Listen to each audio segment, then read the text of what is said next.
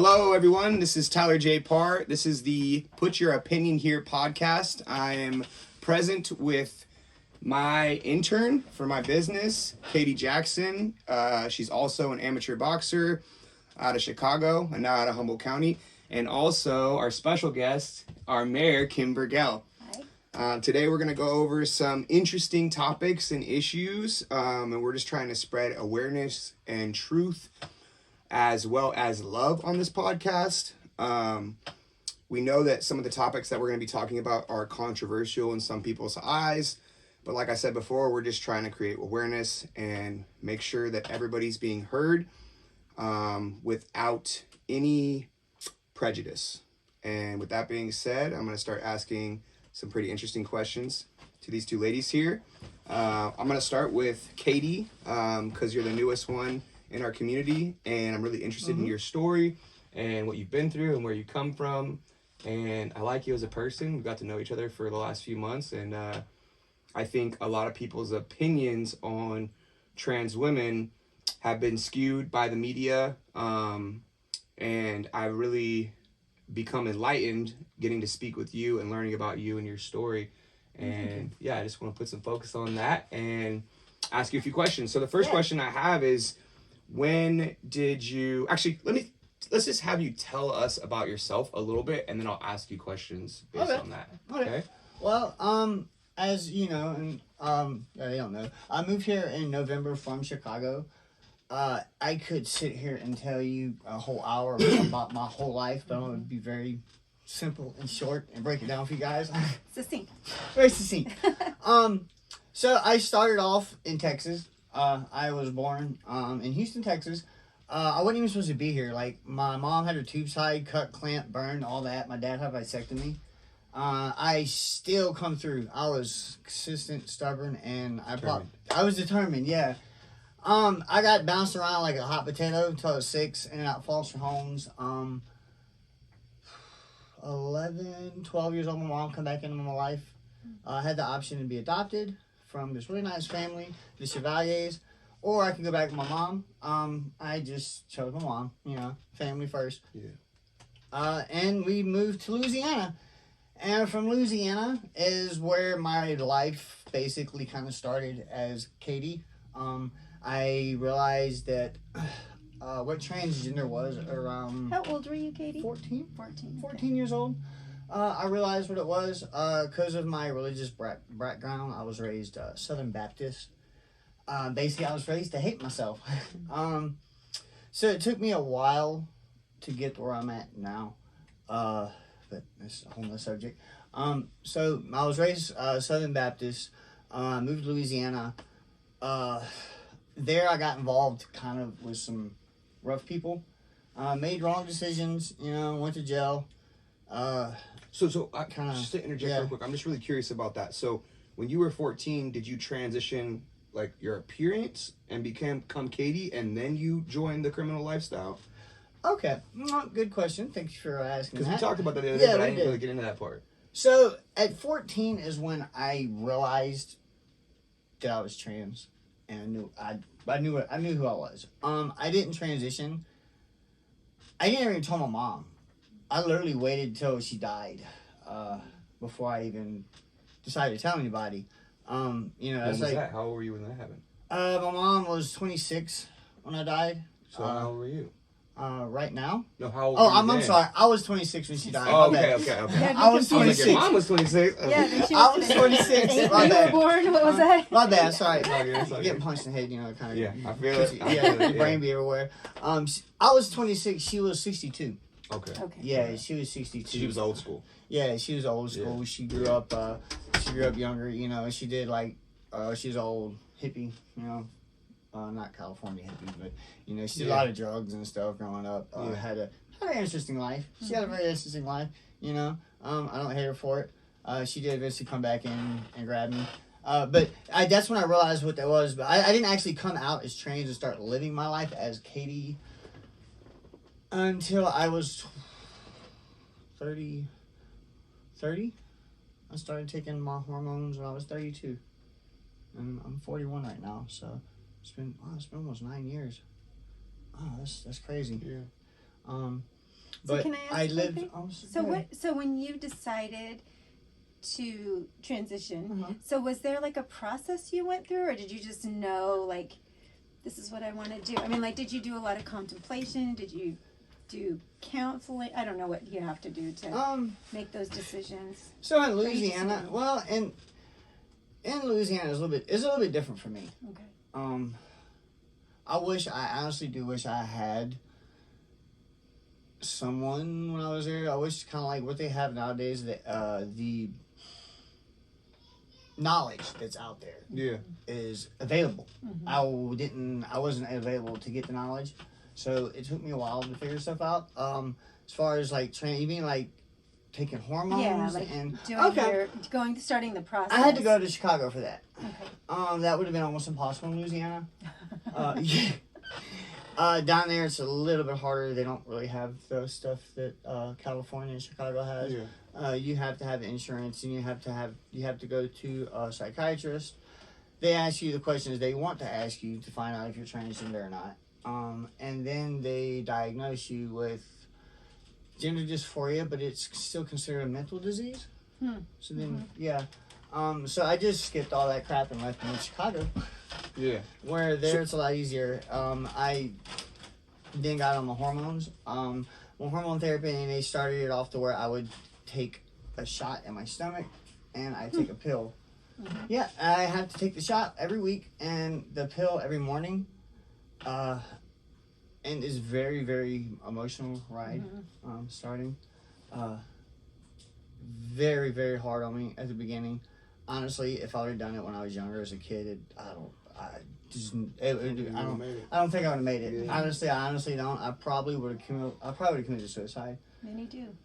They do. That's why the majority of, I don't know the exact number, but there's a high percentage of trans, that kill themselves are juvenile. It's rough. Even to this day, I have to my estrogen levels was really high. It was over 600. And that's really, really high. You're on 300. Yeah. And it does. It affects my psyche. It affects my mental, how I think, the decisions I make. It does truly affect all that. And it's scary. So just to build off that, because that's one of the conversations we've been having is about children transitioning and the risks.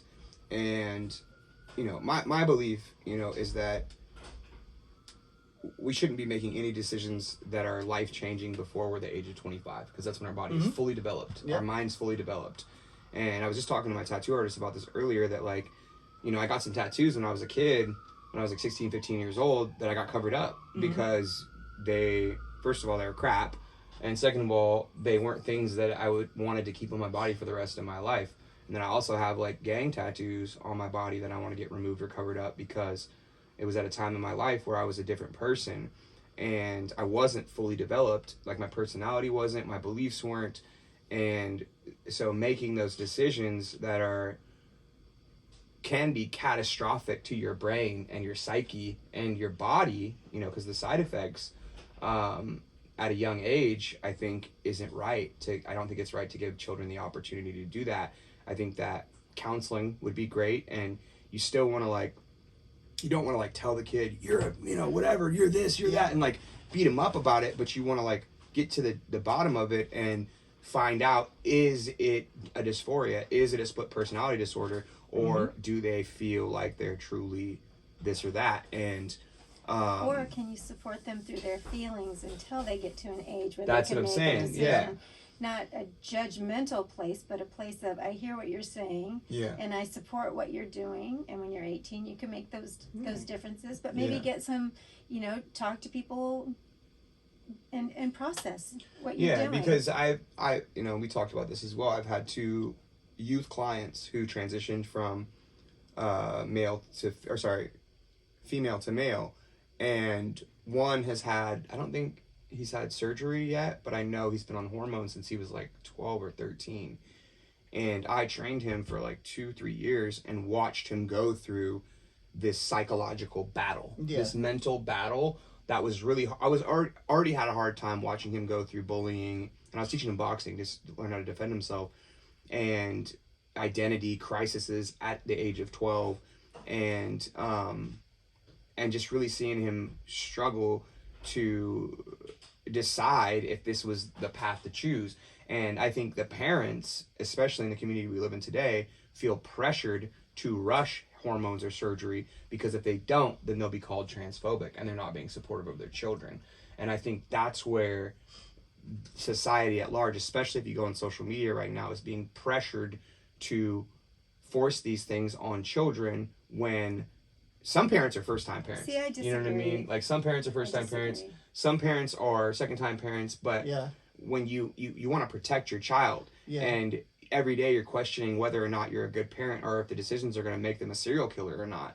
So if you're giving your child hormones, and then it turns out later on that that was just something they were doing because they didn't want to be like this person, or they wanted to be like this friend, or whatever, they were doing it as a trend or a fad, or they were being pressured at school by somebody or a friend or another relative, and they made this decision to please someone else and not to please themselves, that's a life-altering decision. And so I think waiting till you're 25, I mean, sure, you could give them the option when they're 18, but really, like, and as a trainer, I have 6 certifications. I know biology, I know how the body works, and I know how hormones work, because I've been in the bodybuilding field. So I've seen people on and off testosterone therapy and estrogen blockers, and seen the mental roller coaster that it is, and the physical roller coaster, because it can destroy your heart, it can enlarge your organs, it can do all kinds of stuff. And I don't think we're talking about the health effects on children specifically.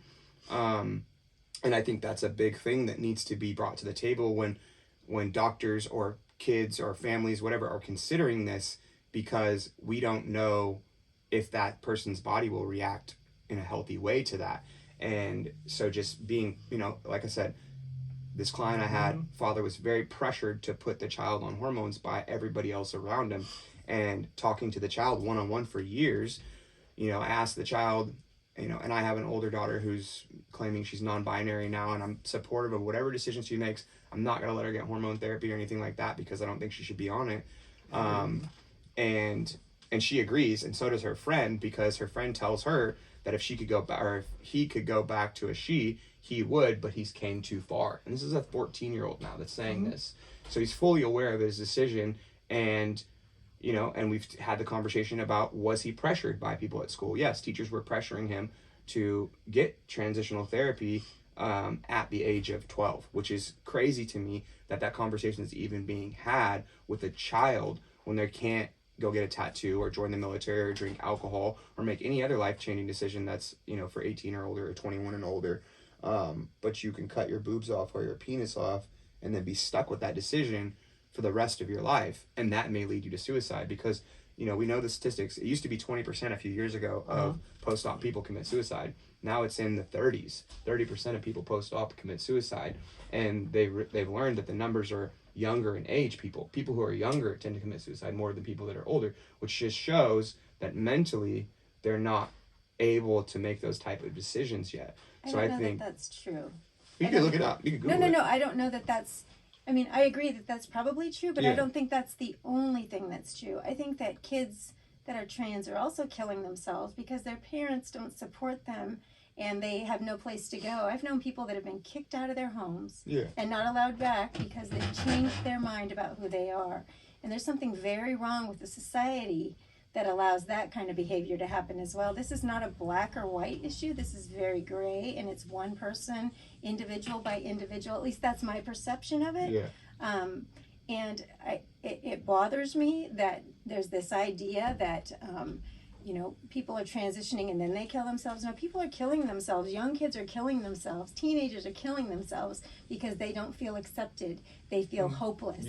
And those are and what you said, sure, that probably weighs in as well, but it's not just that, and it's not just, and it's not just. I'm not saying it's just anything. I'm not saying I've never been one to say it's black or white, but what I am saying is I have personal experience with trans children, and watching them transition as a coach. I'm with them more than their parents. The young man that I coached for almost 3 years would come in when school was out at 3 and leave at 8 when his dad got off work. So I was spent intimate time with this child for years, and my daughter, my oldest daughter. You know what I'm saying? And the big turning point in my relationship with those two was when I really realized that society's influencing children with something that is, and let's just be real, it's a sexuality. It's a sexual thing. You know what I'm saying? You are either, you're converting your sexual organs into another one.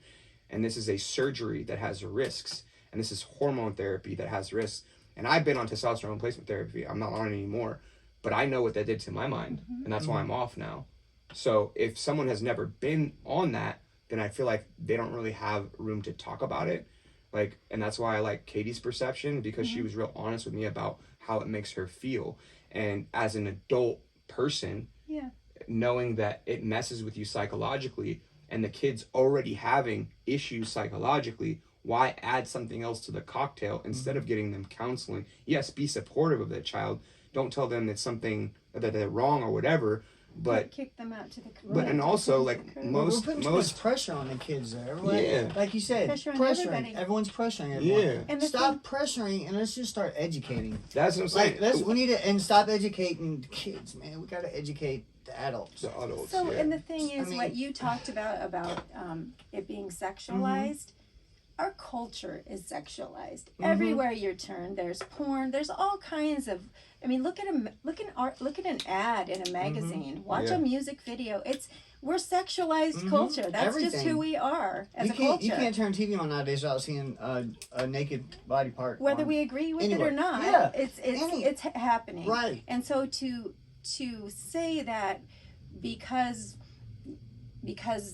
a drag queen reads to children at a library turns people into transgendered kids that are going to somehow be, persecuted for the rest of their life. It just doesn't track with me. I think it's a lot bigger picture. There's a lot more to consider. And this is my argument to that, because I don't agree with that. I don't agree that because if you look at what drag queens are, what the representation of, because I watched RuPaul when I was a kid with my mom. Like, I was raised by a single mother, so they tried to put me in dresses and high heels and all that kind of stuff. And honestly, if my dad was there, he wouldn't have allowed it to happen. And now looking back, I don't feel like that was right, for putting a young man in a dress and high heels and makeup and a wig and praising him for it, because that gave me a really skewed perception of what my mom wanted to see me as, right? Because, and I love my mom to this day, but when I was younger, she made some really bad decisions, and I never got to see what a strong male role model was. I got told that I was gay, a faggot, all these different things, and called these names on top of being called an Oreo or a nigger, all these things because I'm half black, because I was a little bit eccentric and I didn't talk black enough for my black friends or black enough for my white friends. You know what I'm saying? And they thought I was feminine because I was raised by a single mother, my grandma, and all my mom's friends. So, and I think, putting a drag queen in front of children reading at a library, first of all, what does drag queens have to do with the library and reading books, right? Second of all, why are drag queens wanting to go read books to children? And there's a million interviews you can watch on YouTube, BitChute, all that stuff, of people who dress in drag and trans people saying that they don't agree with that. They don't agree with that drag queens or trans women or men or whatever should be going to libraries and schools and reading books to children. What is the end goal to that? Why is that even happening? Right? Why are we distracted by such? Right. But why is that? Why are drag queens going into schools? That's what I'm saying. Why is the teacher should just be reading the book? Why are we specifically having that or drag shows? How many people knows what an actual drag queen is? Like what they stand for? Yeah. It's a man who likes to dress in drag. It's not a trans woman. It's just a man who likes. It's a persona. It's a persona. Actually, it's So, I'm like, I know like it's like a really touchy subject, but I have a lot of friends in Chicago that are drag queens. Yeah. And they do it full time. Like they're professional drag queens. It's a character that they have. Yeah. And it's not who they are. They're just, I know. I know what a drag queen is, but what I'm saying is, why are they going to schools to read books to children? What's the point, though? I've seen it, but that was a man who was trying to see his kids. The school thing, because the kids are so when kids are being brought into a situation and that's where it's okay. I see the touchy part because kids are being brought up. Yeah. But as far as maybe we shouldn't have Santa or the Bugs Bunny go to the schools either. Well, Santa Claus is a pagan freaking child kidnapper. If you look at the research on Santa Claus. If the drag queen was, and I'm not trying to like make anything, would it be okay? Let's say if we educated our kids on what a drag queen is, and then they had, if it was okay, like a child friendly where the drag queen is just something like. My question though is, what is the point? What's the point? What is the point of having a man dressed as a woman? Yeah, not even a trans person. A man dressed as a woman. Honestly, going in to read books to kids. That's my big point. It sounds like it. Why? Because that's where people are saying indoctrination, and to me, that's what it looks like. If they're trying to push it on kids, then no. If someone is literally taking this and saying, "Hey, look, I am going to do this," but you know what? I don't think the drag queen is actually going to do it. It could be, I don't know, maybe society's trying to push kids into this. That's what I'm saying. Man. I get that. That's my big point. Maybe we should get a priest to go in. That might be a better I'm not idea. saying get a priest. I'm saying have the teacher read the books. It's just, why are we having men who aren't trans women dressed as women? And it's not just dressed as women. But then, you're dressed like a woman. You're dressed like a woman. I'm talking about someone that's dressed like a clown with a wig on. Even that's what it looks like to me. Even if I wasn't dressed, it doesn't matter like what I'm dressed in. Like I'm just saying, like, what is the purpose symbolically or educationally? What is the purpose? And if it's a trans person, somebody's dad. Listen, if it's a trans person, right? If it's a trans person, and we're trying to educate children on trans, then having a trans person come in and say, "Hey, I'm a trans person. This is who I am. You're gonna see more of me because it's." You know, people are finally coming out and being trans, and I'm here to read you a book to let you know that I'm just a regular person. Then I would understand, right? Because I have to understand, because it is something that is here now, we're right? We're just worried about... But if it's a man who isn't a trans woman, it is just a man dressed as a woman, and not just a woman who is basically dressed like a stripper. Let's be honest, right? What if he wasn't dressed like a stripper? Yeah, but that's what drag is. No, that's not. Well, I think you might have a misperception. Because if you go to like a drag brunch, yeah. If you go, I've been to drag brunches before, to where it's more, it's a high class. It's as you say, but you're getting off the point though. My point is, what's the point of doing that if it's not a trans person? Honestly, I don't have a clue what the point. Like, I don't understand why. That's my whole thing. Is if it's not a necessary issue for you. I mean, because I have kids who are in public school. So do I. I have 2 daughters who are in public school. So do I. And I would say that, you know, this whole. I'm sorry about your past experiences, but I would say that this kind of judgment on what people do in their individual lives, it's not helpful. It's like, I'm not judging anybody. I'm trying to find out the issue. I'm trying to find out the purpose of it. I don't think I'm not judging them. I'm saying, why are people doing it? Really, and I'm concerned because I have 2 daughters. Sure. One who is claiming that she is non-binary one day, and then the next day she's a girl again. Right. You know what I'm saying? So she's confused, obviously. There are a lot of people that are confused. And I'm not pressuring her in any way. But she knows that pressuring her. Whatever she does, as long as she's not hurting herself or others, I support it. That's who I am as a person. It doesn't matter what you do, as long as it's not hurting yourself or others, I support it. Right? But what's the purpose of it? If it's not helping our children or helping trans people be seen, then what's the point of it? Why does that have to be the issue? Why couldn't it be, if my best friend is one of the sisters and I want to bring him to school to read a story in drag, what's the problem with that? I don't understand. What is the point though? That's what I'm saying. Does it have to be what's the point of it's school. Yeah. And school is for education. What's the point though? What do you mean it's also about what do you mean? I mean, it's also about school is. It's about a social education as well, and learning to accept each other and to live in a society. And our society is a mixed bag. There are all types of people in our society that unfortunately we don't learn to accept. And so we have all these differences all over the place. We're judging people. We're blame shifting these people for this and that.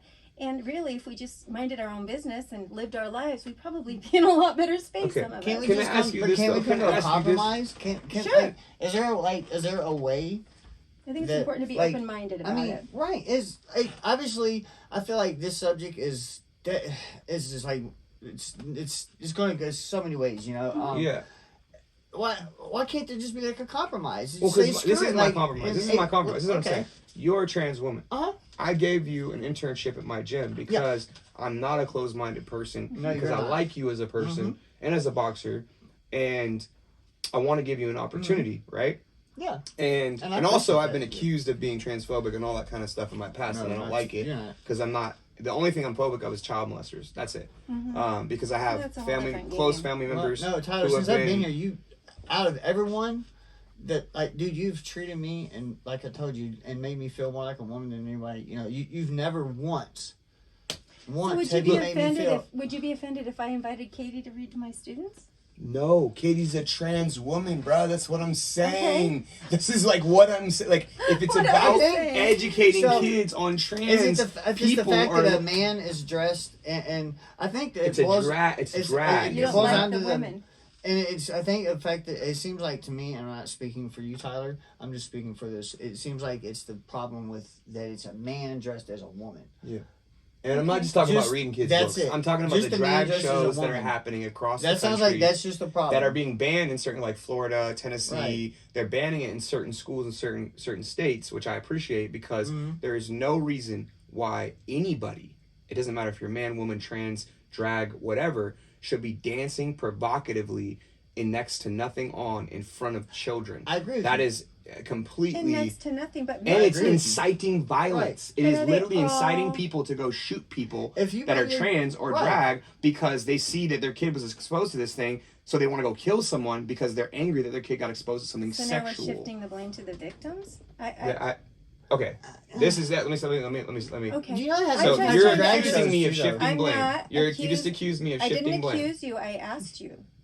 She said, so that's what you're implying that I'm doing. No. Shifting blame to victims. So you're saying that trans people are more important than kids? No. Then what are you saying? I'm saying all people have value. Okay. My point is, why is there hypersexual things being taught or done in front of children in schools? That's my point. And you're a teacher. Yeah. And I would say that... why?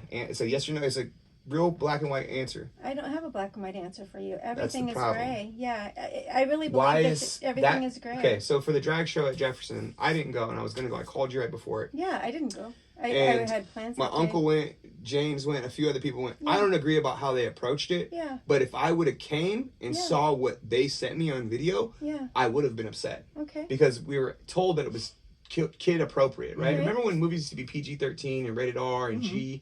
And all that kind of stuff. Yeah. Remember that? And now PG-13's harder than R when we were kids. Yeah. Why is it okay now to have a man who transitioned to a woman in a thong exposing herself to children in a school?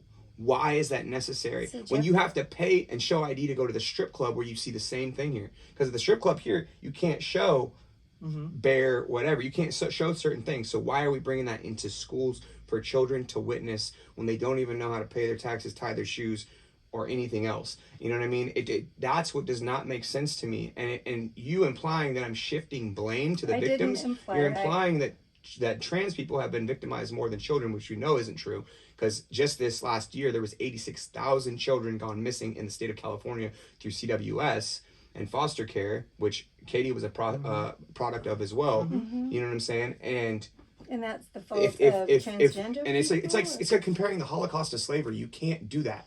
You can't compare the two. Right. Trans people's lives are important and kids' lives are important. But you know whose lives are more important to me than anybody else is children, because they still have an opportunity and a chance. And if we're putting stuff into their minds that is of a sexual nature, do you think they're not going to go on their computer and Google drag show or trans or porn? Do you think they're not Googling stuff already? That's not... I mean, that's not answering the question, Kim. You're a politician, so you're good at dancing around the answer, man. I know you are. But I'm saying there's no reason to have people dancing provocatively in schools. And there's no reason to have a drag person go read a book. Now, if Katie were to say she's going to go read a book at a school so that children can be aware that there's trans people out there and have an understanding of what they are, okay, I can't say no to that because I know Katie is a person and I know her motives aren't to go molest children or indoctrinate them, right? But when America looks at it as a whole, especially the Bible Belt type people like I was raised or whatever, because I haven't always been a Christian. I've fallen away and done the worst things. And what a Christian means is that you love everybody equally. You know what I'm saying? And so I try to do my best to do that because that's what real Christianity is. And that's my goal, is to teach people to love people. And you can love some people from a distance if you don't agree with them, but there's no reason why kids should be being exposed to sexual acts. If you had a straight woman go in and strip in front of children, would that be okay? If you know what I'm saying? Because some of the outfits, I don't know if you've gone down the rabbit hole, some of the outfits that you see these drag queens dressing in front of children are exposing things that a teacher wouldn't be allowed to wear in a school.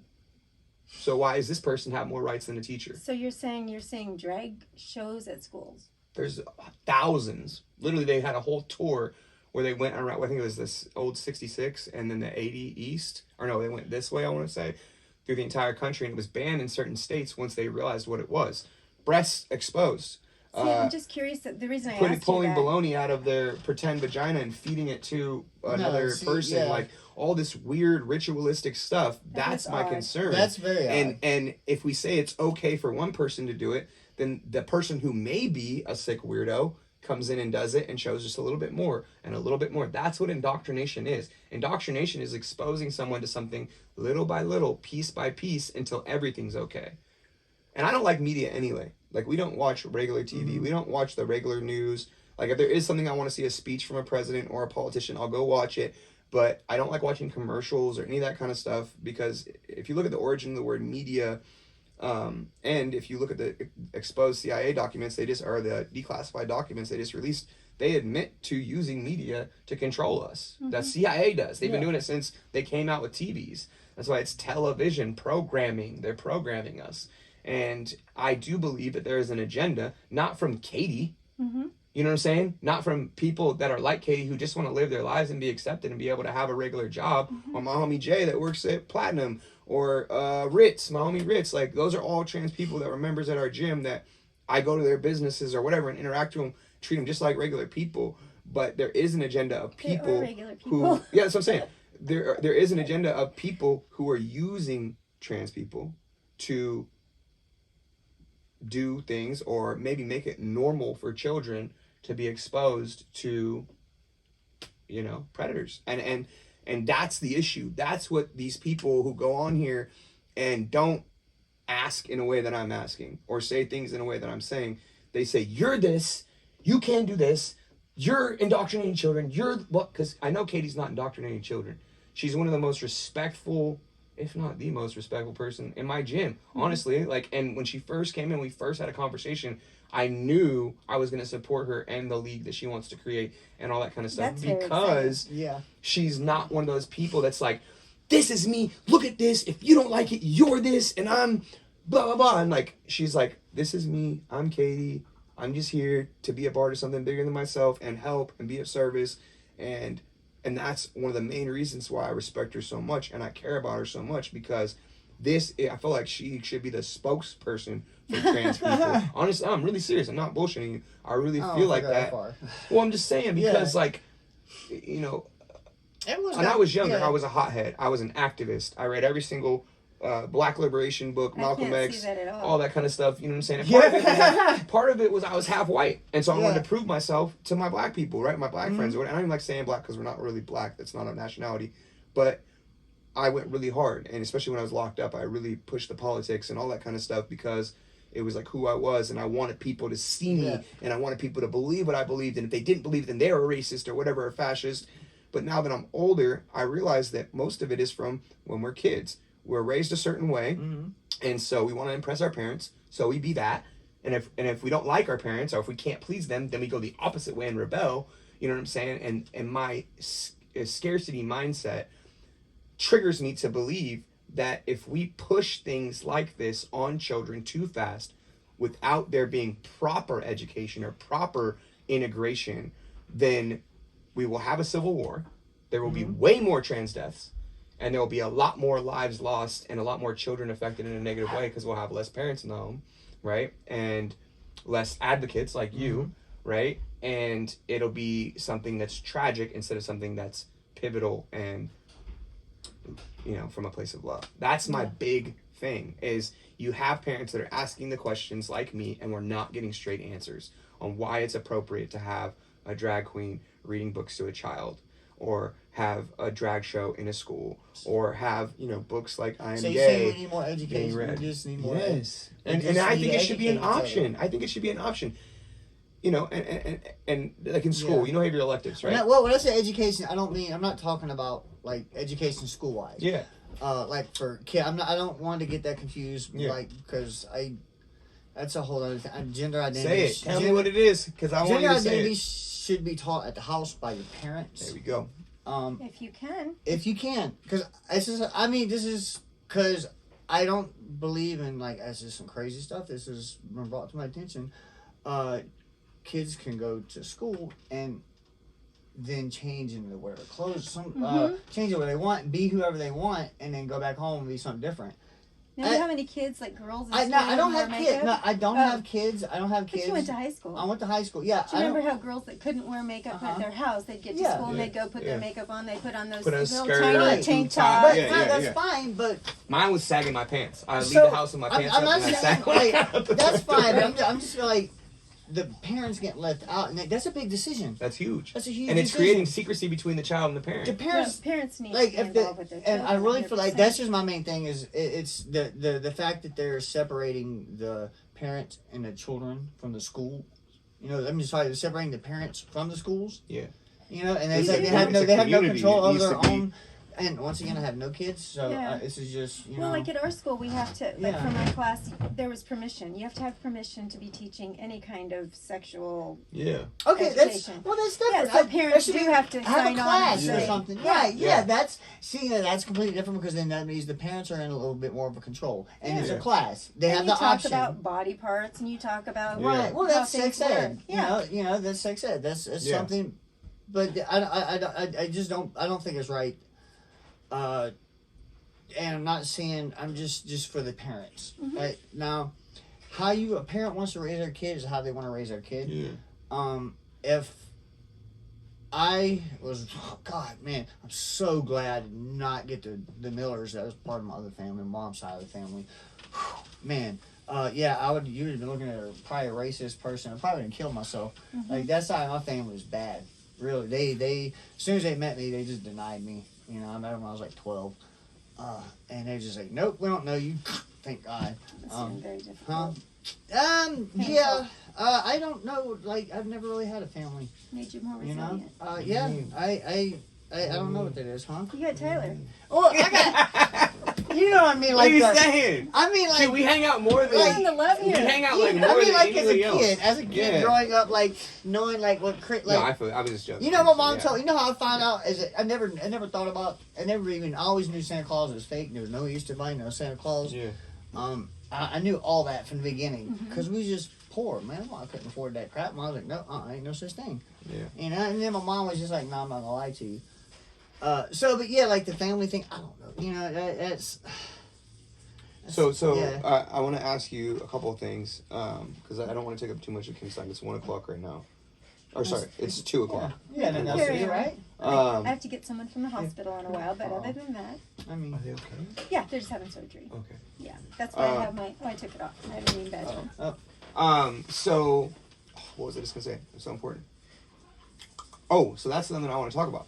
So, and I forgot to ask you if it's okay to ask you this, but have you ever, when you were 14 and you started realizing who you were, that you were Katie, did you go to a psychologist to get evaluated? Did you ever go to therapy? Did someone ever say, hey, how do you feel and why? Or, We talked about you know what I this, mean? didn't we? I didn't. Oh well. No, I we think- did before the tape We did started. before, Okay. yeah. I was like, I thought I've heard No, I didn't have that option. So no support. No support. I didn't like. It was, dude. I did everything by myself. Like I literally had. When I say I had no family, like I had no one there as a kid growing up to even teach me from right or wrong. Like Right. I had my Mary and Tom Chevalier, my foster fammy. I had them for like 3 years. Were they like working a lot? Were they weren't around a lot? Oh or- no, they was there. They was were in my. there? They was Okay. involved in my life. They brought us to Michigan. I got to go all kind of places and stuff, you know, and explore different things. There's really nice people. Those are the ones that's about to adopt me. Mm-hmm. I feel like if they would have let them adopt me, my transition I would have come out a lot sooner.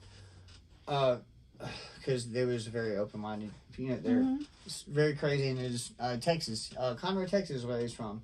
You know, is that a more like liberal community in Texas, or is that more? Honestly, I don't know. I moved out of there when I got out of foster home. I was 11, and that's when I had the option to. I think we talked about it earlier. You know, to go with my mom and I, and we moved and that's when we left. We left Texas. Okay. So yeah, I don't really know that much about Texas, and growing up in my life, I bounced around so much. Yeah, and you're a kid, so and it's I was hard a kid, to even know what that is. I remember there's a point in time where we lived across the street from this bar in Texas called the Ice House. It was second time I went to the foster home. I used to go over there, and they let me in the bar room, and I would go in there and shoot pool with everybody. They give me the little claw machine. Everybody give me a bunch of quarters. I just sit there and play the claw machine. Yeah. And grab. Yeah, it was cool. They had a guy out in the back. They dug a big hole, and they put him in the ground and lived down there for like a month. I remember they dropped me down in there, and I was like looking around and this little. What? Yeah, in a hole. They dug a big hole, built a box. And the guy lived in it? And he lived in it for a month. Man, where's this at, man? Was he okay? Livingston, Texas. Why'd you put him there? Why? He's just a challenge. He was doing it for charity. Oh, I thought you meant like they were. No. Okay. Right. No. Wait a minute, what's happening in Texas? So he was just like doing it for charity. He lived in this big box, you know. Where are you going with this? That's where I was curious. It's wild. Texas.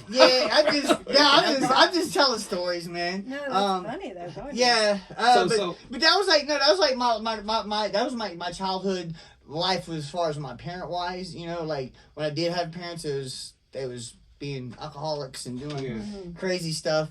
You know, so like I don't know, like I don't like the knowing what it would like to have a parent or someone there teaching me and helping me figure out who I was. Yeah. You know, like figuring out my gender. You know, this is my identity. So I want to ask you this too. It's not even too. gender, but just identity is who we are, because as kids, we're just trying to figure out who we are. Yeah. Not male, female, or gender. We're just trying to figure out who we are, individuals. So, baby, Elam's coughing. I think one of them's coughing. That's nice. Oh, never mind. It's not him. I'm sorry.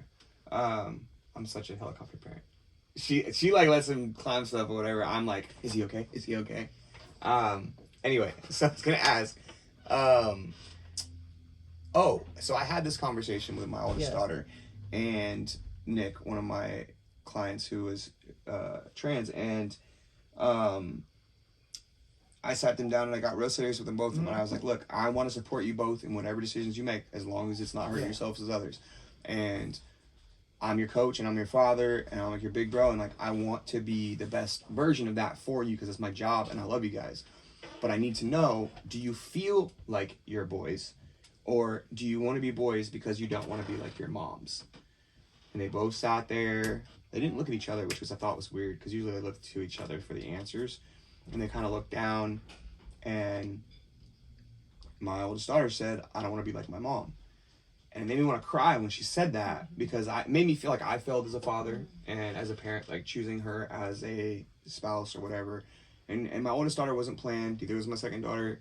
Both my baby moms lied about being on birth control.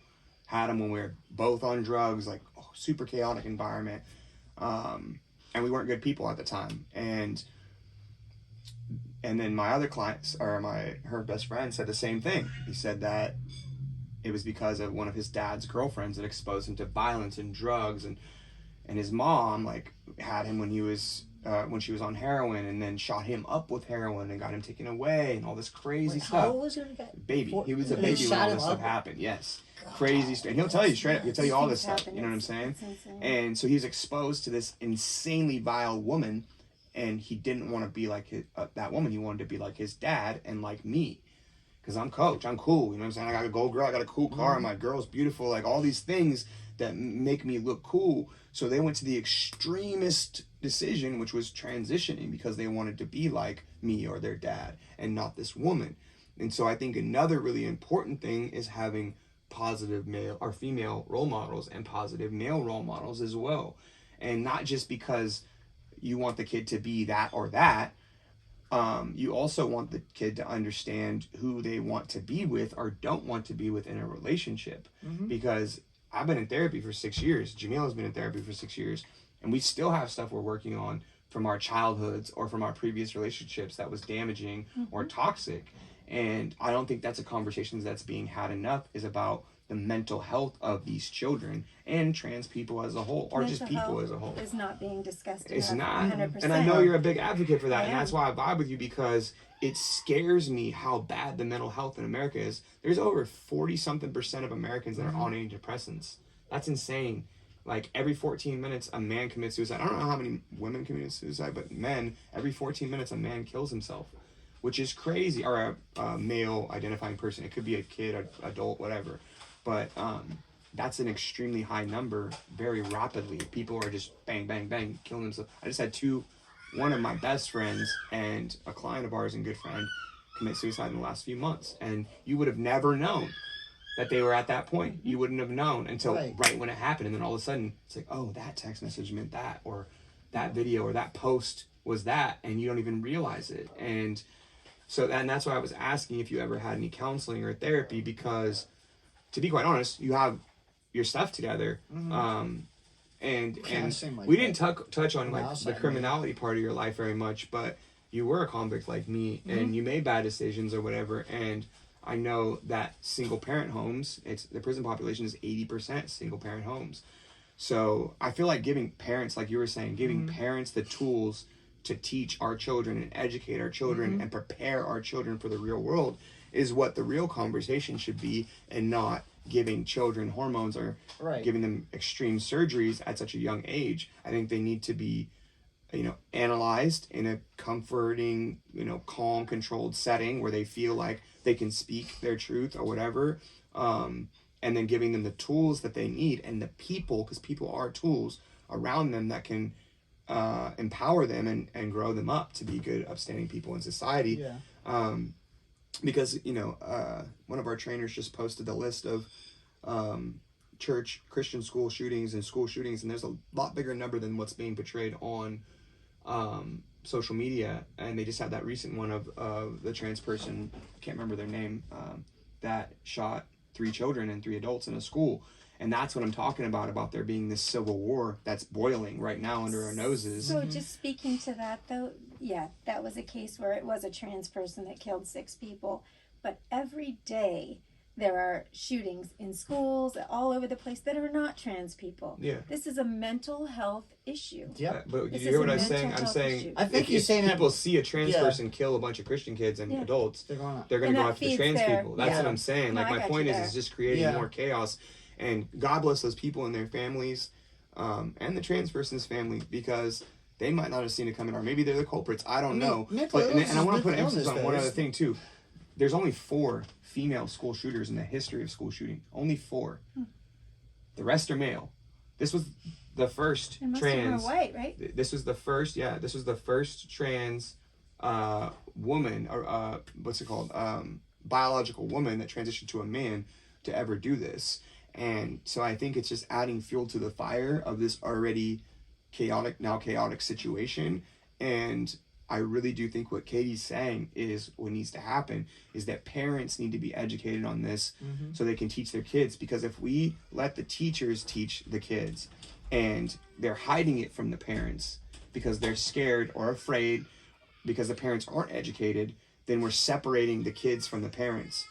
You know what I'm saying? Which is like a whole nother issue that's really scary. I think it's true, though, Taylor. I think that we fear what we don't understand, whether we're a parent or not a parent. I don't think that, I do agree that we want to parent our kids to the best of our ability, right? And to have those resources available. But what I want to say about that is that we as people, individuals, we fear what we don't understand. And so by being able to educate more people about what's available, what's happening, and learning to live and let live when we can. This is not for, at least for me and people that in my circle that my kids, people like that, this isn't black and white. There's no black and white. There's always going to be some gray area in there. So I guess what the solution is how do we find ways to educate each other in respectful ways so that we can understand where we're coming from, so that we can kind of start to bridge this divide. And I think, we can all identify with what we want. We all want healthy communities. We all want safe communities. We all want, healthy people. Yeah. So how can we have these conversations to get there and still let people be who they are? with that lack of as long as they're not hurting each other or other people. And No, 100%. As long as it doesn't affect no one else's life. And that's my big thing. And this is my thing is like, because I'm a very analytical person.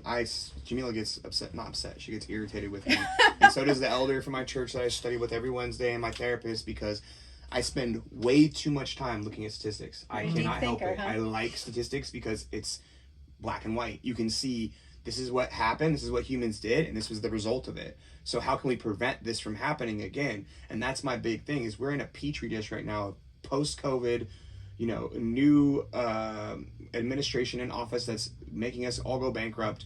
The schools are being flipped upside down. Teachers aren't getting paid enough. Parents are upset with the schools, the teachers, and the government, and each other. Nobody can agree. Everybody's in a box and separate. And if you're not this, then I can't be around you. Or if you're not this, then I hate you. Or you're a fascist. Or you're transphobic. Or you're a racist.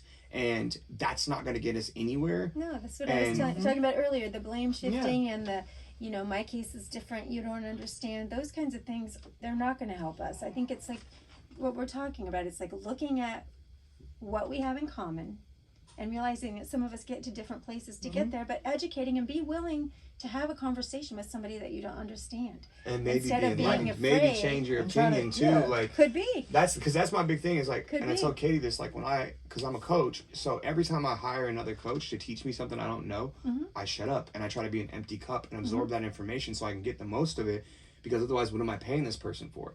And I feel like it's the same thing when having a conversation with a trans person or an activist in this area or whatever, or a politician or whatever it may be. They may know something you don't know, and they might have information that can benefit you in your life and the people around you. And so I'll end with this. You never know as far as this, you gotta ask questions. Yeah, you gotta ask questions. But I think creating a program that.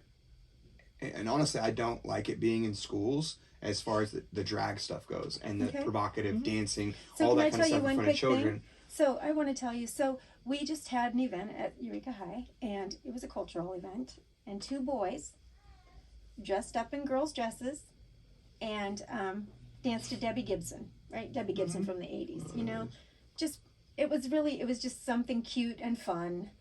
And it was shocking to me, the response that was heard about that somehow that was horrific, that these boys dressed up in dresses danced to Debbie Gibson, when in fact people have been doing that for years. Look at Tony. They have all that kind of stuff.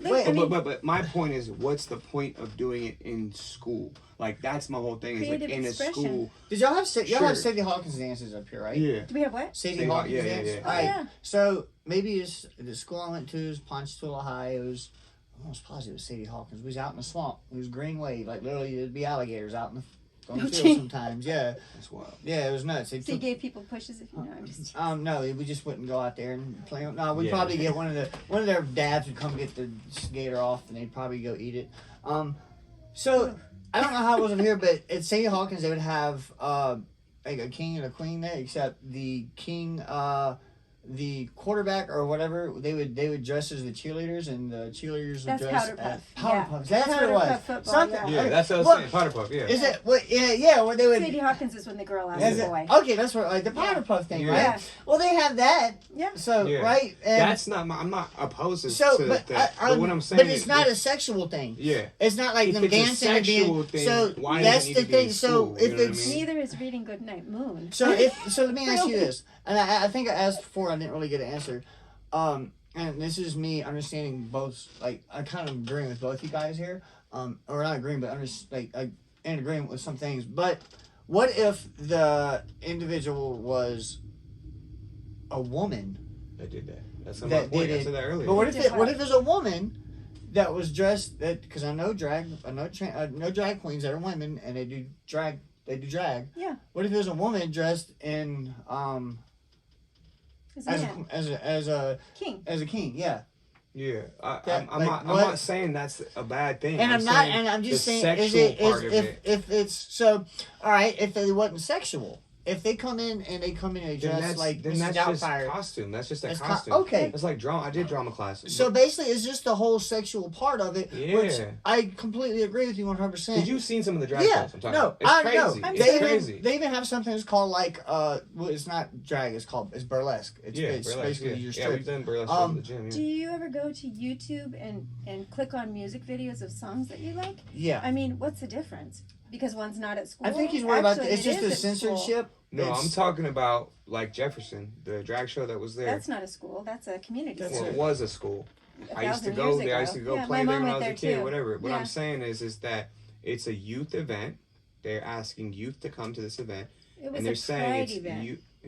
Let me finish what I'm saying. Okay. It's a youth event, right? And they invite kids, right? And they Invite say families. it's age appropriate. And there is a man who transitioned to a woman who is in a thong showing their bulge and their butt and bare ass, thong ass, and various other things of that nature. And kids are throwing dollars and thinking that's okay when they're not allowed at a strip club. That's my point, is that it's something that's of 18 and older visual availability that's being given to kids freely and available in our community.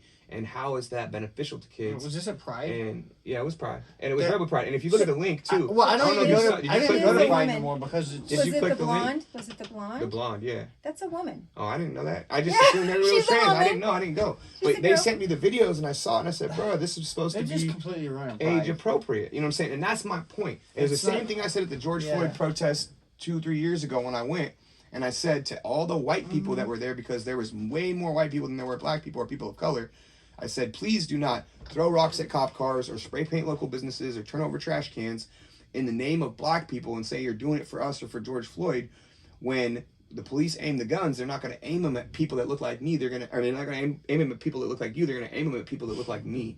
And that's my big point, is if there's advocates for trans people out there doing things that are not what trans people want them to do, in their name, they're putting the target on trans people's back, like Katie. And why is it necessary to show children things of a hypersexualized nature in school or at all? Why is that a necessary I'm trying to evil? understand where you're getting in school. I guess, I Because have have an you not experience looked online? Are you not aware of this? I don't look at. I've They're- seen where people's brought. I've seen where people Because brought their I'm- kids to drag shows they Because should I not know- have. But I haven't seen. So like I mean honestly I have not seen. And I'm curious now because I've. Well, because the media can Not with manipulate the anything, schools. and so I Yeah. don't believe everything I see on. No, I've seen social videos media. Well, it's where they been on have the a- news. a It's been on the drag news. queen It's sitting been I on don't there believe social she's everything like I media. reading hear a on the book. news either. I don't believe everything. Yeah, I hear on don't the either, news but it's video doesn't lie. They Unless even it's have been what doctored was and it? changed or put together in a way that. But this is like not like I'm surprised you don't know this, but it's like it's crazy. It's all across the country, and there was a tour of it. This is just one of the many ones. And and I think some people are doing this for attention and views and to look at me, and get a following. And create a lot of problems. Off of it. But it's on news channels across the country. I'm sure it is. I have no doubt. It's and this is some of it's very inappropriate. This is the least of it, you know what I'm saying? But there is like, men bare ass, bulge hanging out, or and this is the thing. Some of them aren't saying if they're trans or they're just in drag. They're not, but it's very inappropriate. It's strip shows for kids. Like that's what it It's an art is. performance, is what it is. And if parents don't want their children there, they shouldn't bring them there. Well, I don't think parents. This is the big issue. Is some people are being sued because a lot of parents weren't made aware that that's what it was. Yeah. And they say when you advertise something as age appropriate and then it's not, and that's the whole thing, is the lines are being blurred on what is age appropriate and what's not. My whole point is, why is it being taught in schools? If a parent wants to take their kid to a drag show that's outside of the school, that's their form of parenting. Let them do their thing. I don't think it's right, but I'm not going to let my kid do it. But if my kid's going to school and there's a show that's advertised as age appropriate, and then I show up and my daughters are sitting there watching a man who's in drag or a man who's transitioned into a woman, whatever, and they're in a thong, I'm going to want to beat that dude up and I'm going to get a hate crime because I was told it was age appropriate for my daughters, and it's So not. do you monitor the videos that they watch on screen? I don't let them watch TikTok. I don't let them watch.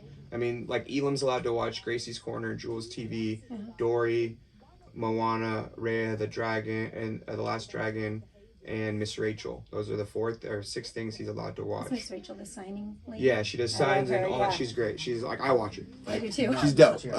She's like, we call her Miss Rachel, our Lord and Savior, because she's like taught him so much stuff. But I mean, and this is the thing, like, it's not just one news station, it's not just one YouTuber or whatever. No, I'm it's sure it's not. nationally. I'm sure that it's been blown up into this huge thing. And like as this, tends like to this, happen. like this is my question. Like, if you don't, Could do this with if you haven't anything. see this, then you don't I've understand my seen point. My these. point is Yeah, like, I've seen these. Yeah, this where they this teach costume, like what is like the costume that this person is in is so over the top and so like and that looks like the devil to me. I mean, it's got 4 horns with blood on the tips of them, and it's like that is why are we showing our kids that? What's the purpose of it? You're showing a picture where they're not smiling, of course. That could have been something that they were reading at the What do time. you mean the person's smiling? What do you mean? No, they're not smiling. Okay. That's not smiling. Agree to disagree. It looks like a smile to me, but even as a, it doesn't matter. What's the point? The smile, Right. As a kid, I wouldn't even and if see you it as watch a- the kids' I don't know, it's a reactions, monster. like if you watch the it's kids' good. reactions, Yeah, how are they reacting? like okay, kids' reactions, it's crazy. Like you see the kids. There's whole interviews, and there's people who commentate on it. You know what I'm saying? Where they show the kids react to drag. This is the one I watched the other day. See, as a But I watched a kid, if few I of would have these. seen that last picture you showing us, I wouldn't even, in my head, I wouldn't even thought it was a female or nothing. That's what I'm like, saying. I'd be like, oh my Is god, it- it's a is monster. it- I'd be like, it's, Yeah, it looks like that person looks like a drag queen. You know, Yeah. that's not even that bad. You know what I'm saying? But like, if you person listen to the looks like kids' reactions, they're confused and they're uncomfortable. They'll say it. I'm nervous. I'm scared. I'm uncomfortable. And it's like, okay, the kid's communicating to us. What's your name? Miko? Like this is a good one, but look at his foot. Look at the body language. And I studied body language for Nice years. to meet you. I'm Isabella. How are you doing? Good. Good. She's nervous. Are you nervous? See it? Yeah. See, I'm nervous. Anytime you meet somebody new, I mean, you could put, Mariah Carey. Yeah, this there. is basically what kids Look at his, mean. look at his reaction. You know what I'm saying? Super cute. Like, have we ever had a kid react like that to Katie? No. No. Have you ever heard of a drag But- queen before? Kids, sometimes kids will look at me and try to figure me Someone out. who expresses They'd be like- themselves creatively through performance. So Like this is dress one of the up more subtle in, ones. This one's like wild way. costumes, big wigs, crazy makeup, and then get on stage and perform and entertain people. And I know why you're speaking like that. Like what? Like, you look like you would speak in a different way, Yeah. but now Try you're not to speaking. offend. So now I know we're a boy. I'm a boy. You're right. I'm a boy. I'm a boy. You didn't think I was a boy? I've been You thought I was a girl? I've been No, I'm a boy. How do you feel about that?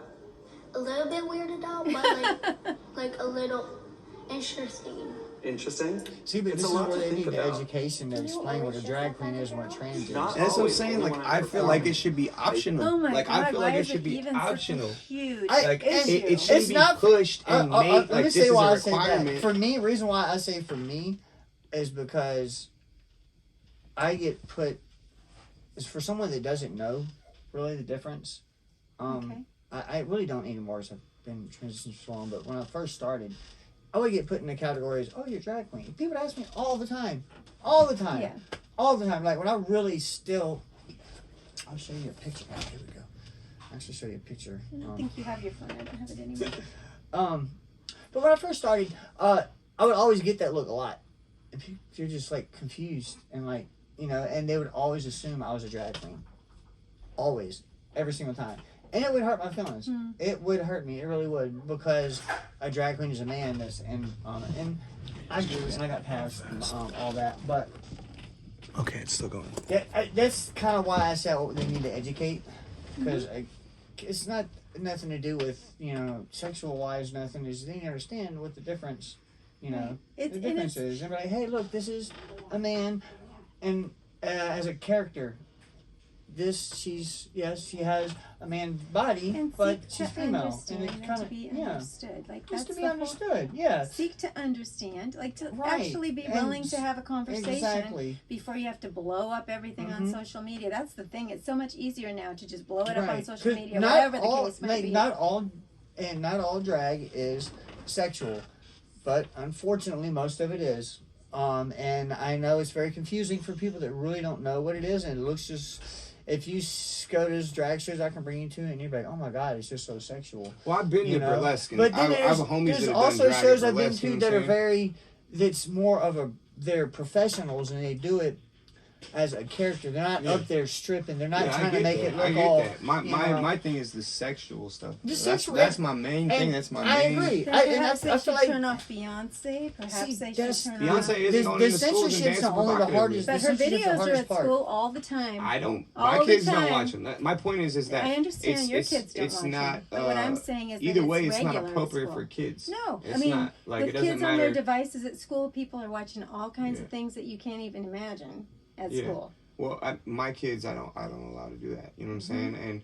And a big reason of that is I've caught in children watching pornography, Mm-hmm. and I don't think devices should be given to kids under 13, 14. I don't think it's necessary because they have everything at their fingertips. They could watch anything. Yeah. They could go to rotten.com, which is what we did when we were kids. When I was in 6th grade, I saw, I think it was not Taliban, but it was some Middle Eastern country cutting people's heads off and Oh my God. crazy stuff on the internet. They had it on rotten.com. You could watch anything. You could watch rapes. You could watch chainsaw. craziest stuff. Yeah, chainsaw ones, dude. Yeah, that was Oh crazy. God, and didn't know that's anything and about I don't that. think kids should have access to Oh, that kind of they have stuff. all kind of faces of death and Oh yeah, God, Faces there's- of Death is a crazy one too. It's a lot of stuff. Well, I mean, social media now it's just kids are more they know what sex is too early. Yeah. They're way too early. And it's Well, like there's no reason for there's a no kid more to worry birds and about bees, sex. but there's Like, no more birds and bees talk. No. I mean, I don't even know what that was. I never had the birds and the bees. I still would love somebody to tell me, explain that to me. I mean, I think I just never understand the birds. What?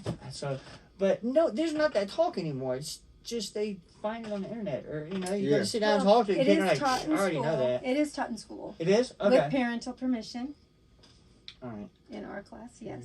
So, Parental permission. because it's been a minute, and I don't know how much longer I have on recording time because I'm Okay. limited.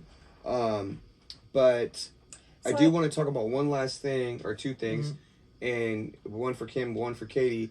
Katie, when we first talked, I think it was the first day we talked about women or men, biological men competing in women's sports, and how I'm opposed to that because I watched MMA fights where a biological man destroyed women in a violent what's manner the in name? MMA. I can't remember. Like There's Fox. there was two I want to say, and that was something that I think two of I my forgot. trans athletes had issues with when they were Uh-huh. wanting to compete, and they still haven't, unfortunately. But they wanted to compete against boys, and they were biological females, and I told them that it would be really hard for them to be able to make a career out of it competing against biological males. And so what I had them do was spar young men that were their age in order to give them a taste of it, and they opted out. They realized, oh, I'm not physically capable of doing that because men have higher bone density. They're usually taller, broader shoulders, more upper body Larger muscle strength, mass. more muscle mass because of the testosterone. And even if a young woman was put on TRT, they would also have to be put on HGH in order to grow their bones, which could enlarge their organs and blow their heart up.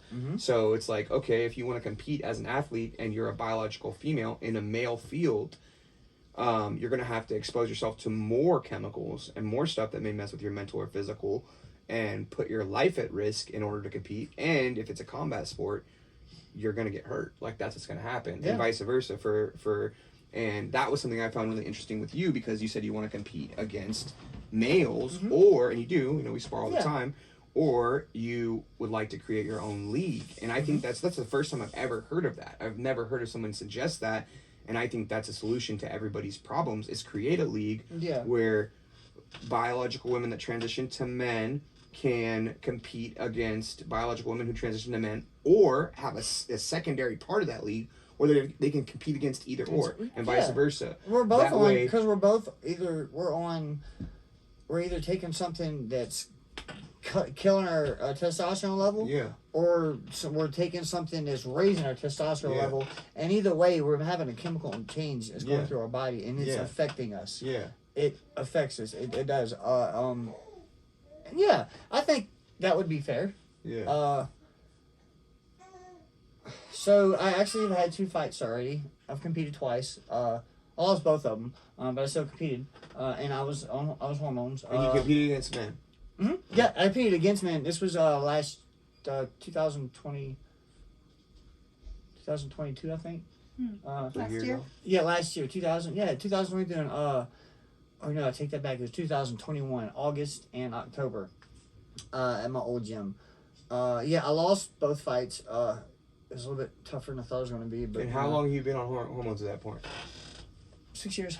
So 6 years. 6 years. And So I've already, how long did you train for those fights? how long did I train for those fights? Yeah. Oh, I don't stop. I just every day. Yeah. You train like you're ready. You gotta just Yeah. in boxing. You just train. You gotta train and to be ready for any day. And so in those fights, how did you feel physically? Did you feel like you had a handicap because of the hormones? I mean, I want to. It's just me like being prideful and not wanting to use that as a crutch. But yes, I did feel a little bit. And And how I've close? actually. Do you remember how close the competition was to when you just had your shot? Because you get your shot on Mondays, right? So I've actually stopped. So I did it. I did a test. I stopped. Remember I told you I stopped Oh, taking. that's right. Yeah, I stopped taking them for 6 months at one Okay. point. I stopped completely stopped. Boy, that was a huge mistake. I shouldn't have stopped like that. Oh, that was really rough. Just Without doctor's permission or whatever? yeah, I just that's- quit. I just stopped instead of low dosing myself down. I just quit.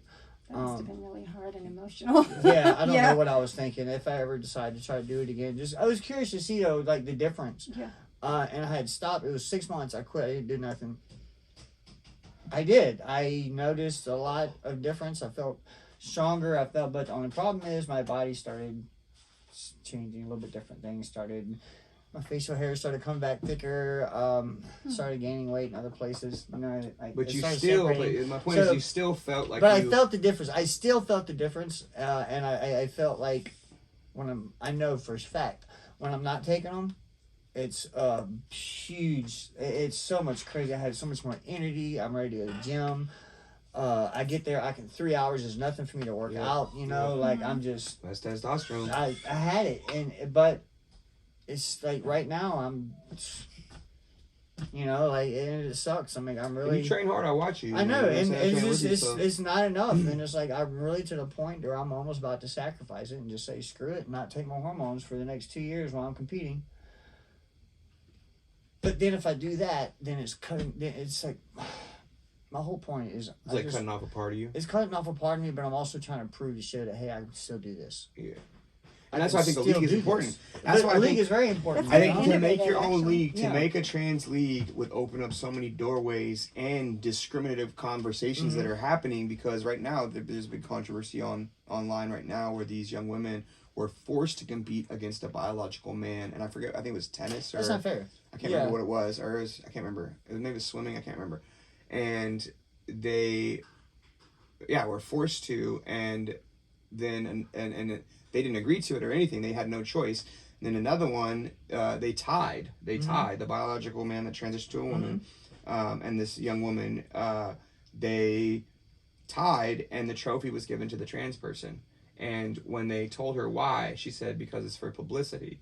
And that's what I think it's disrespectful to women and not fair to them who have tried their entire lives to achieve this goal, and it's being taken from them. I agree. It's disrespectful to everybody. Yeah. And It there is. are, and that biological It is. Not male who was just- a trans woman that was an MMA, that I don't even think that was a trans person because there was a bunch of, and there's interviews, there's It's something investigation. fought. I know exactly. He was a pro MMA fighter as a male first. Yeah. You know, and then his career started tapering down, and then he decided to transition so he could keep competing and make money, not because he was actually a woman. And that's what blows my mind is that people can now use this to achieve financial gain. Sounds like a mental health issue. You know what I'm saying? There Like was that's a like South Park episode where Macho Man Randy Savage was pretending to be transgender so he can go kick his girlfriend's.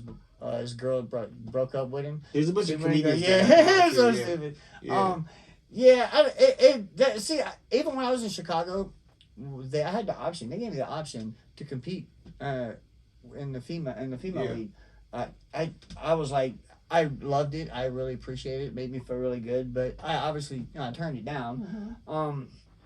Like how you saying, it's not fair for someone if I would have competed in amateurs, I would have competed against females that had the same record as me. Okay. And that means they'd have hardly little to no experience. Versus me, where I just started taking my hormones when I was 30, so my body's fully developed. I've been fighting. I've been played football, baseball, played sports my whole life. High bone density. Yeah, high bone density. Not even telling you the gang related stuff I did on the streets, and then I learned how to box in prison. Yeah. Told you that I learned in prison. We made our own mitts and everything. Oh, gee, Yeah, that's the cool. guy that taught me was 73 and 11 or something like that. I forget, but we made our own mitts out of slippers and put folded towels up. And, we just sit there. That's love. I loved it. And then every day, 2 hours, boom, I was getting it every single day. Okay, we're still good. Just gotta make sure this thing's. But yeah, I started doing it before I actually started transitioning. And when I first learned to box, when I was first learning, the first 2 years, man, I wish I had that energy I had then, now. Oh, man. Oh, God, be unstoppable. I'm telling you. Yeah. I would be unstoppable. Yeah. Well, we're not done yet. But, yeah. We're still training. We're still not. training. We're not. So, my last question, because my phone's going to run out of storage space. I have a camera, but I haven't got the equipment to set it up yet. But, Kim, I want to ask you something. So, and we haven't really got to talk since you've been married that much. But what is your goal as mayor? Like, if you could just narrow it down to a couple things, what is your goal as mayor now of Eureka, California, and what do you plan to achieve at Eureka High and in the community? Yeah, so my mayor's initiative is mental health. I think that's a critical piece of the solutions in our city and in our region and in our country. I think that we're so often putting band-aids on situations instead of looking at causes and conditions. And I think that's really important. And when we're looking at, the high ACEs, a lot of the things that are happening, we've got to get to the causes and conditions. We got to quit putting band-aids on things or, diverting to a different tack or a different topic. So currently we're scheduling 4 town halls a year. Each one will be a different mental health topic.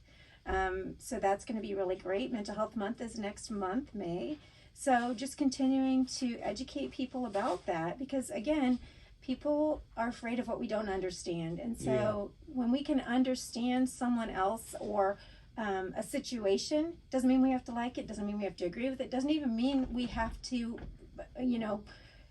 talk individually.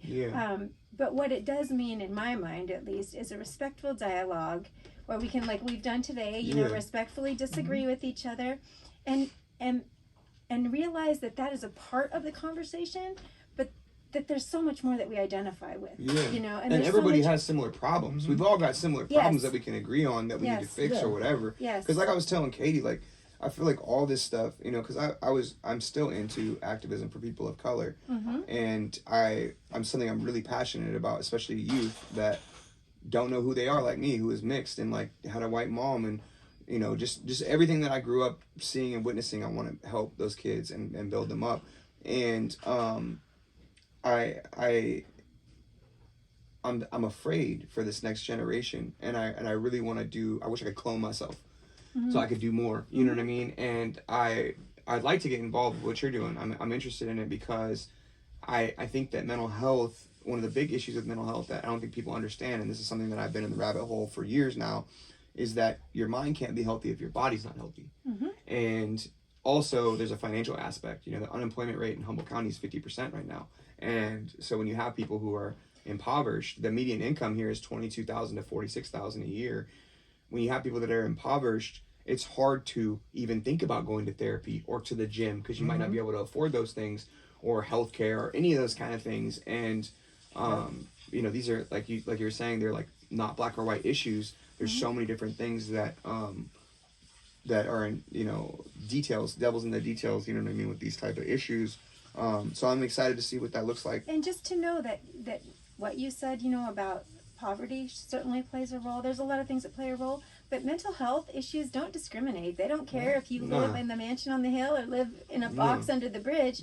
If we all have everybody's got their something, right? And so being willing to have respectful dialogue and conversation so that we can better understand each other, I think it's going to be important. And I'm not saying we all have to agree, because I don't believe in that. I think that it's really important, in a respectful way, you know, and I think that is critical to healing our society. Well, and to hear, you can't hear somebody if you already have your mind made up about them. Yep. No. You know what I mean? And I think that happens all the time. Like, I get that because of my size, because of how I look.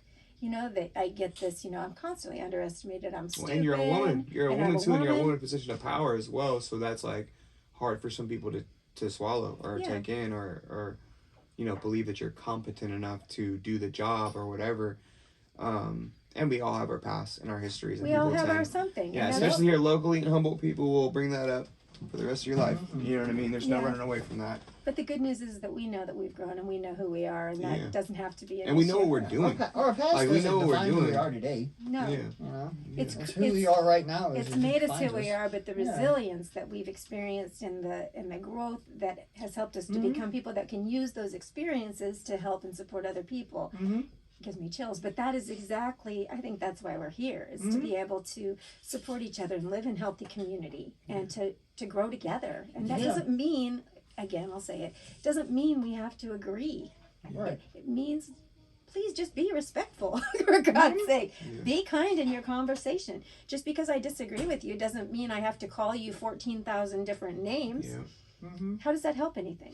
You know, these are the things. So, and then I also am working on decorum and kindness, and just, again, it's about the respect in the community. And, you know, I'm trying to get at the core, the causes and conditions of what's going on. Like, everybody's impacted by mental health. Like in Old Town, we've got businesses in Henderson Center that are impacted daily. Yeah, that's why I moved out. One of the many reasons why I moved out of Old Town. Yeah, so if we can get to that place, though, where we can start having these conversations and find new ways to support each other, I think that's going to be a big boon for the community. And, you know, we can start supporting people out of the way that they're living. And the last thing I'll say about that is that willingness cannot be manufactured. We can't make anybody do anything they don't want to do. Yeah. But we can still be kind and respectful and have those conversations. Awesome, ladies. I love it. Thank you so much for coming. I appreciate it. I feel like we covered a lot. We covered a lot. Yeah, and I feel like I got some editing to do. No, we'll keep everything in there. But yeah, you we can should edit that part. You're a politician. Yeah. I mean, you know me. I was always gonna slide that in, and I can't help it. Yeah. No, and I'm not trying to put you in a box as a politician. I just know. I think you know me a little better than well, that. I mean, you guys are. I mean, have you ever had? What do they call it? What do they call it? That's always Jamila. Media training. Did they have you do media training? Tell me more about that. You've never had a media training? So I do it. I do it like independently. I do like speech training. Just you can go on YouTube and look up like media training, like how to do media training, and they teach you how to, like, if you don't want to answer a question, you give an answer, but it's not the answer to the question because you don't want to answer it because you don't want to offend anybody. So it's like most politicians are trained on that. I just feel like it's important to be as honest as I can be in conversations. And, you know, I'm sorry. I've learned a long time ago that you have to take offense. I can't give it to you. So if you want to pick it up, it's okay. And we can have a conversation about it, but it's not something I give you. Yeah. Awesome. All right, ladies. I appreciate you. Yeah. Thank you so much. Thank We'll see you guys next time. Thank you so much for tuning in. Love, peace, and prosperity.